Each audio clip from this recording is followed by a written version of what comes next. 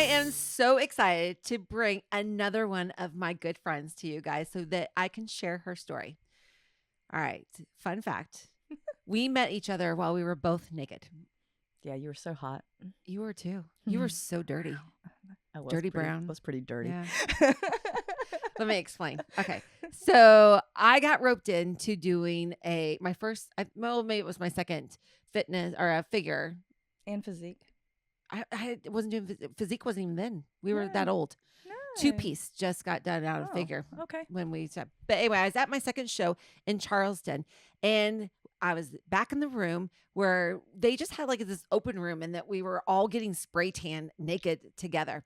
And as this guy, Chris Hollinsworth, was spraying me, he's like, "Hey," he was like, "There's another Wilmington girl over there." I was like, "Oh, who?" And so he pointed me into your direction, and she's like standing in front of the fan, like drying all the creases and stuff. And I was like, "Hey, my name's Yvonne. I'm moving to Wilmington. And Chris just told me that you live in Wilmington. Can we be friends?" I was like, yeah, come stand by me. No, I probably did not say that. No. I was probably like, But why the you know fuck are you what? talking to me? You actually were a little standoffish, but you weren't. You were very welcoming. So, and then like when I get to Wilmington, I kind of get a little bit more history about you. And I was like, "Are you talking about the same Melissa? Because she doesn't treat me like that." I also have to do a shout out really fast because you did invite me to Wilmington. You invited me to your CrossFit gym, and you were actually the first person who said that Clean Eats was going to be a franchise. I mean, you had not even ate the food yet. We didn't. I don't know if we. That's a great idea. I know we didn't even have the sign on the door, and you're like, "Girl, this is going to be a franchise." It And I was a like, great idea, and it was a perfect place. I thought you were full of shit back No, then. I believed in you. Look, I know. I believed in you when you didn't even believe in yourself. I know. So we were just trying to figure out where you fit in the friend group, That's, and you're that's like, me. I'm the motivational one. motivation one. She says sarcastically. All right. You have a cool story, but I think that you should give like your first like where you grew up. Tell us who you were as a kid. Yeah, so I grew up in a small town called Chakawinity, North Carolina. Say, huh? Shout out Chattahoochee. And I was moved there by my father, who was from Ohio, and he moved my mother, who was from Tokyo, Japan. Huge city, to the smallest probably city in North Carolina. I was like, I haven't been here I have never heard of it. It was the early 80s, and I don't think that any of them had ever even seen an Asian person. So, of course, we were all Chinese. I mean, yeah. So, still to this day. Till this day, yeah. And I mean, it wasn't the best story. My father was not the best man, and so he left her and the kids in Chakawinity, living in a double wide trailer and with no money. And I watched my mom struggle, and she's an amazing woman. And it's you, your brother, my older brother, and a sister. Oh, I thought you had a younger sister, a stepsister. Yeah, a stepsister from right. My mom's third husband. Your mom is like the sweetest lady. I like recently, I guess it's been a couple of years ago. You were like, we're going to get into your extreme sports. I dropped her off at your house. You can say it so I could go swim Banks Channel. She calls me and she said, "Yvonne, are you home?" And I said, "Sure." And I was like, "What's going on?" And she's like, "Well, I need to go swim for this 3rd, 4th, 5th Ironman that she was doing." And she's like, "Can you babysit my Asian mother?" And I was like, "Coffee." Yeah. I was Sit her on the porch. She's fine. Oh my gosh. I was like, yeah.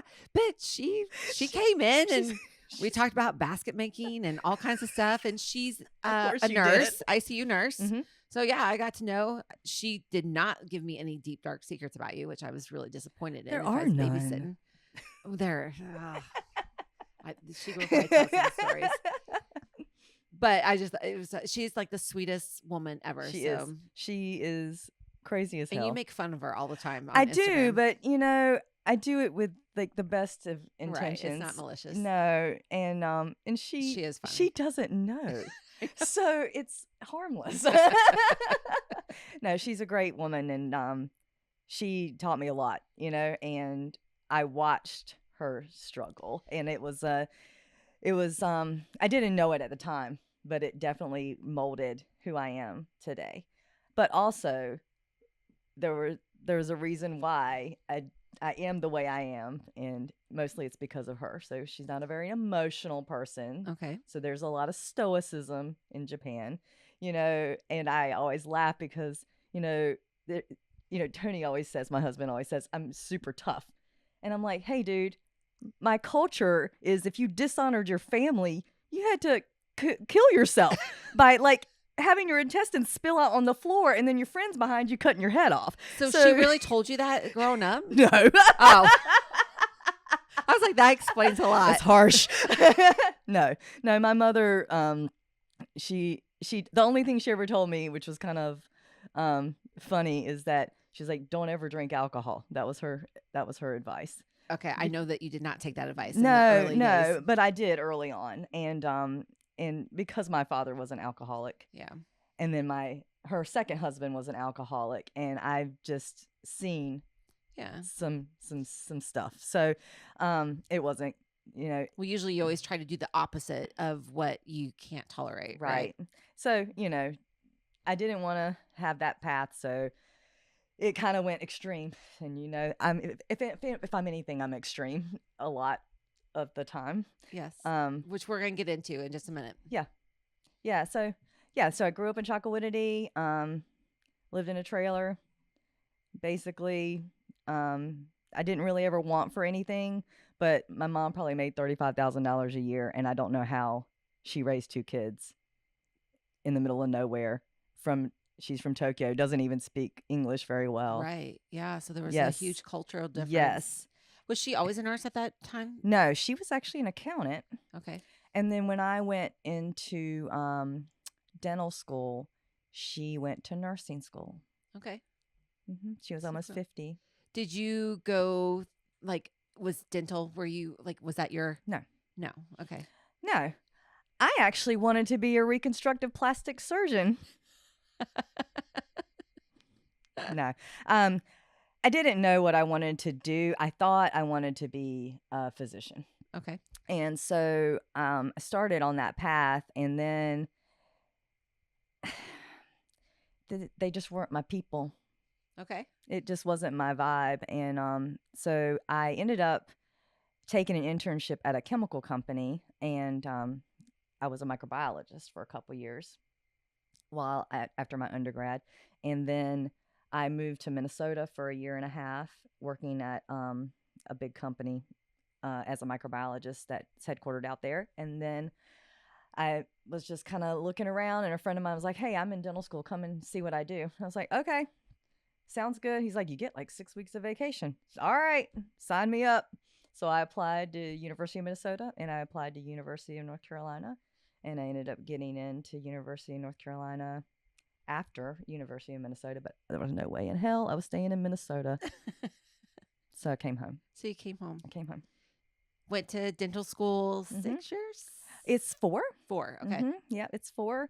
And then I was going to go to Asheville initially, and then a job opened up, and I thought I would do public health. Okay. So I worked in a public health office for a year in Wilmington, and then a private practice slot opened up, slid in there, and then the rest is history. Now I'm owner of a private practice, and that's what I do. And you have the best assistant ever. I do. She's wonderful.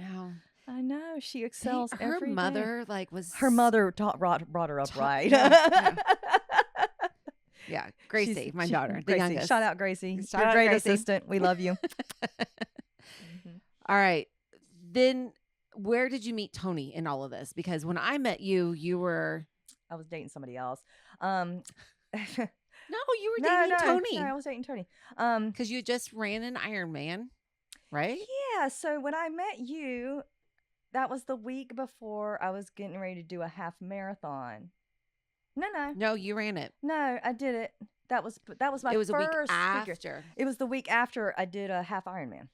Yeah. Yeah, that was the half Ironman. I was there, and I was like, I have been prepping this for 20 weeks. And you're like, oh yeah, I just ran a half marathon. I really haven't prepped. I'm just here to prove Just a to point. see what happens. Yeah. Just to see what happens. Well, you were huge into CrossFit. CrossFit was just getting started then. So yeah, so I was in CrossFit. I started that 2010.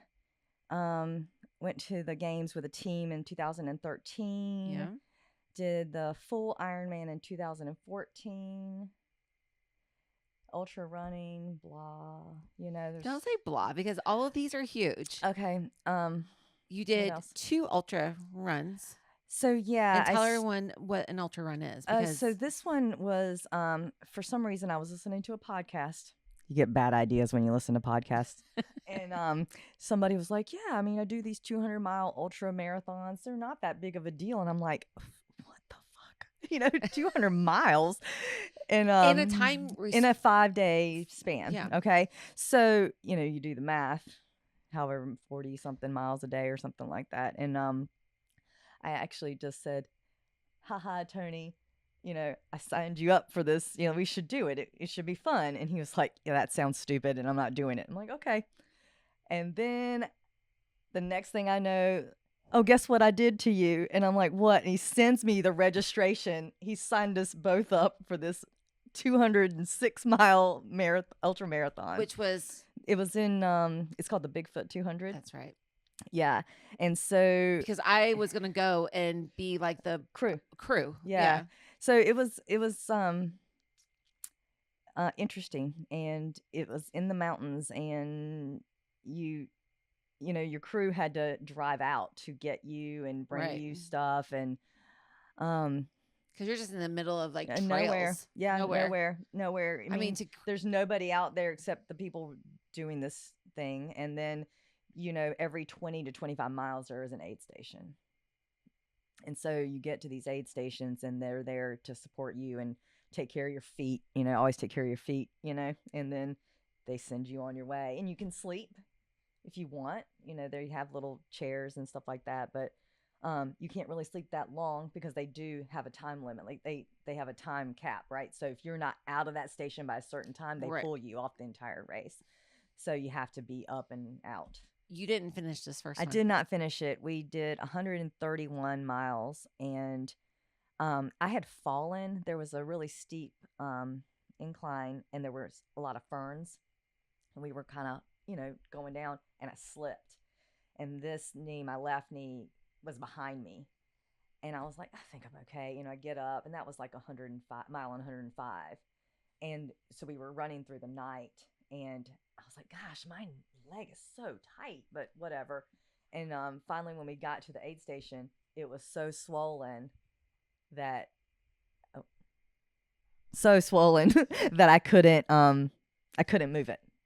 So I just said I can't go on, and so Tony wasn't gonna go on without me. So we stopped at 131.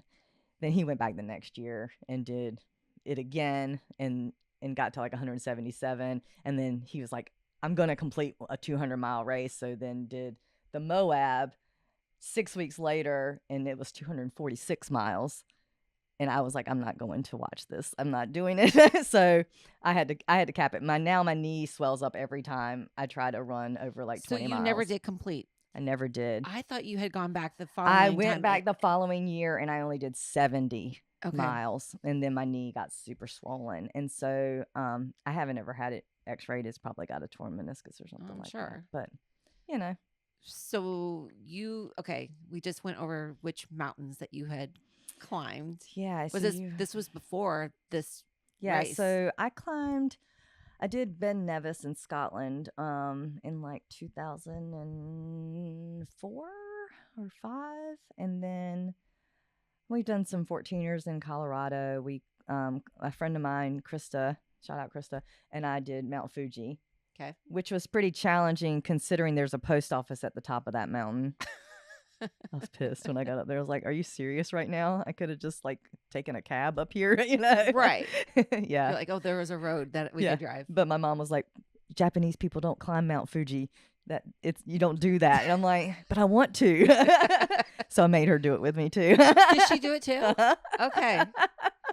And then, did you get proposed on. Mm-mm.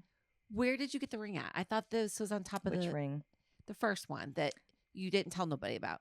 Oh, we went. So I got.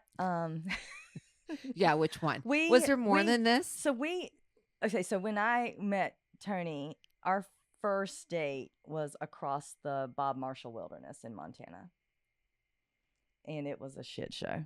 Like most of my stuff is a shit show, but I thought we were doing like a 26 to 30 mile loop. Oh, you didn't pack snacks. I packed more than enough snacks, but that butthole took them from me because he said my pack was too heavy. And then you got stranded. So what happened? See, what had happened was we were supposed to do a loop, and there was a forest fire. Oh, gosh. But before that, he was like, "Your pack," because we had just started dating. This was like one of the first times that, he calls it a selection. He's like, "I just had to see what you were made of," and I'm like, "Oh shit, did I pass?" Clearly I did. But he picked up my pack and he's like, "This thing weighs more than you do. What the fuck do you have in here?" And I'm like, "Snacks." A sleeping bag. He's like, "No." So he takes everything out and he shoves it under a tree and he's like, "We'll come back for it because we're doing a loop. Right. We'll come back for it." And I'm like, "I don't like this, but okay." I don't like being told what to do. So I was like, "Okay. But I just, I have to have enough snacks." So he's like, "We'll just leave him here." I'm like, "All right." So we keep walking and we have this river crossing.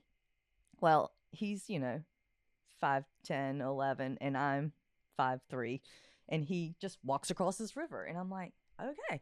And I get out to the middle of this river and I'm like, "Oh shit, I am stuck. It's up above my knees and I can't move because if I move, it's going to sweep my legs. It's going to sweep the leg. And so I'm going to go downriver."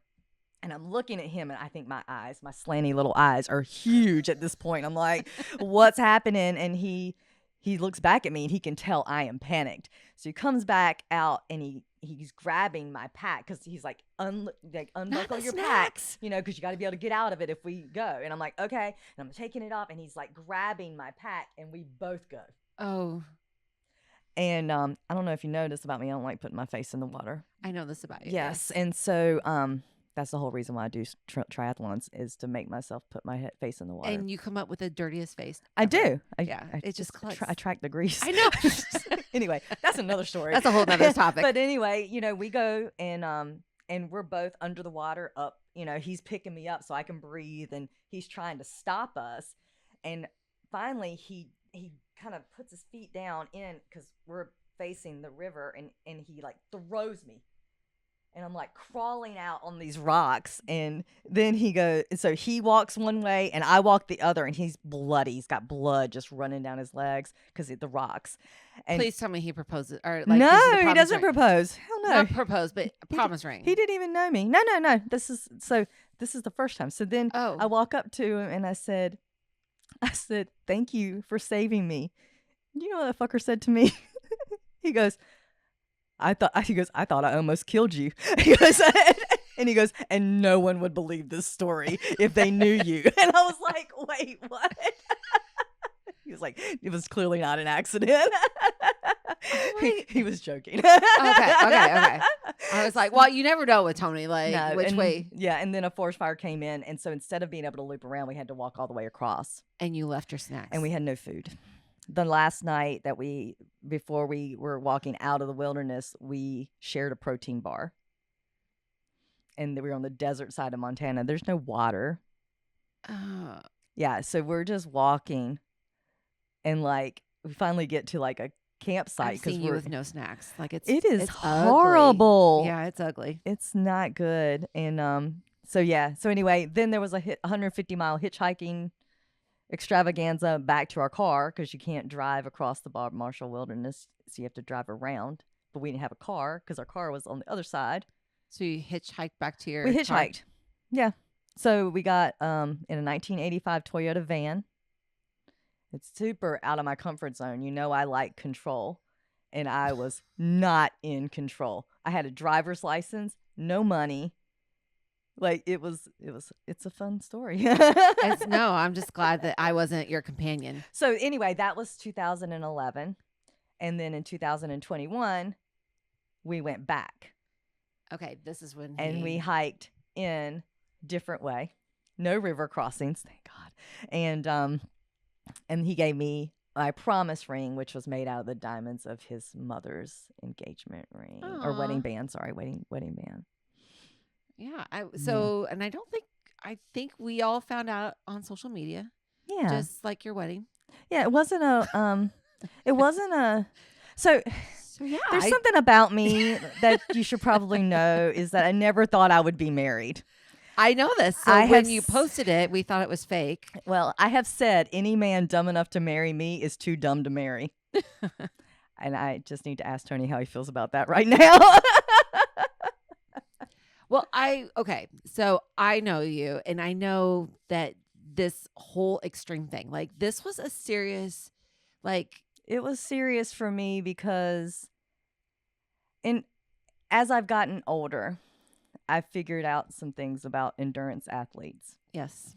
And you're either running from something or you're running to something. And I was running from something. Right. And so it was something where now I just was like, I just woke up one day and I was like, I'm so tired. Yeah. Of having to prove myself. And who am I proving myself to? Nobody cares that I did this or I did that. I mean, they do, but you know what I mean? Like, they're not going to remember that I did a triathlon in 2014. I mean, you remember because you saw me do it. Well, I didn't realize all of it. I said right before we sat down, like, I Googled you last night and I was like, holy shit. I did not realize that this was your list of shit that you did. Like, I remember some of it, but like you said, like, you just did it. Maybe you told us, maybe you didn't tell us, maybe we saw it, forgot about it. Like, I assume people just are worried about themselves, and you know, yeah. I worry about me, and I was like, this is what I want to do. I'm doing it. I don't know who I'm proving it to. Like, I think to myself, right? But it was coming from an unhealthy place, right?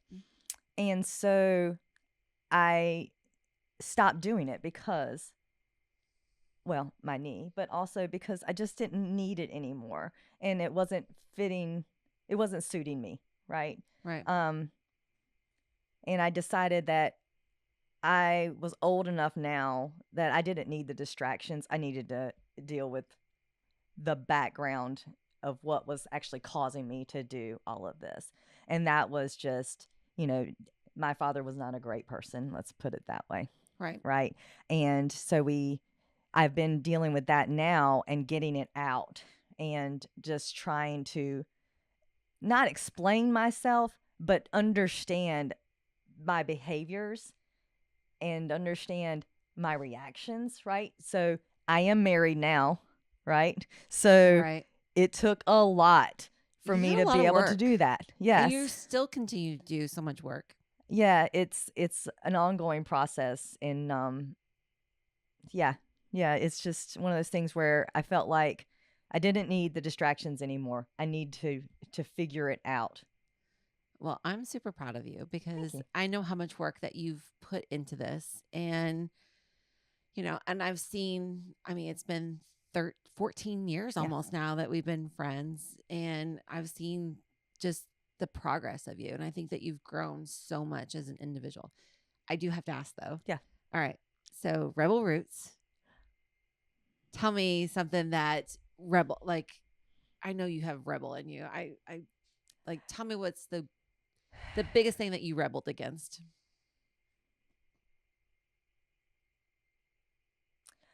You know, I think what I used to do is if someone told me I couldn't do it, I'd tell them to fuck off, and I would go do it. I should have known that one. Yeah. I didn't have to ask. I should just answer That's it. the psychology of it all, right? If you want me to do something, just tell me I can't.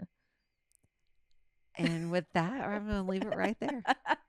All right. She is my dental, and I think you're dental to all of Wilmington. All of Wilmington.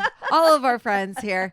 So tell them where they can find you. My Instagram handle is at Hoff Melissa. Melissa Hoff on Facebook, and Carter and Hoff Dentistry is where I work and practice. And the best assistant in town. The best assistant she has in the town best is mother Gracie ever. White.